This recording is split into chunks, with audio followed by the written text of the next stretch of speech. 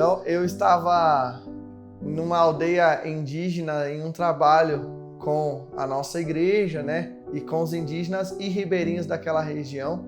E um dia eu senti queimando no meu coração. Deus queria falar alguma coisa e eu não sabia o que Deus queria falar. Só queimava um incômodo no meu coração. E esse incômodo, ele parecia que eu estava sentindo que algo ia acontecer. Que algo muito profundo ia acontecer e que Deus queria falar alguma coisa comigo, mas essa não era uma percepção tão clara, era apenas um sentimento. Então, eu fui para a beira do rio e fui orar.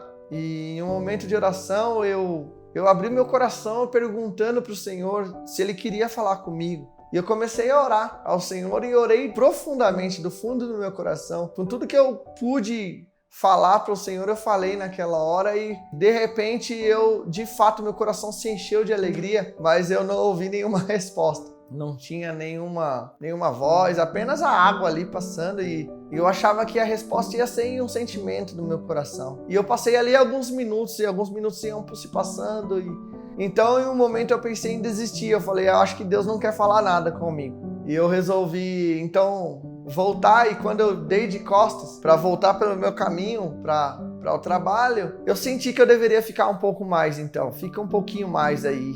E eu voltei a me virar para o rio e continuei orando.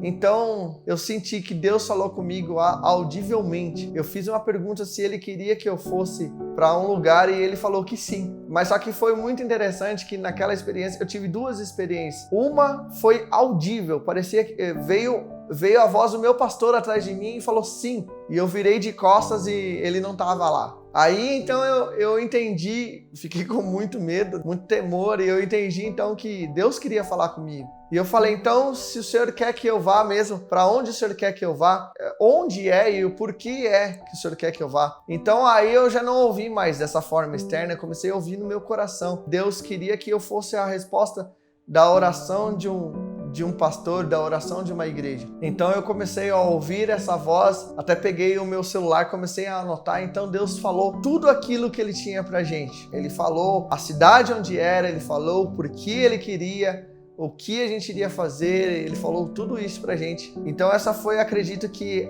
de tantas outras vezes, essa foi a que mais me marcou, que eu ouvi nitidamente a voz de Deus no meu coração.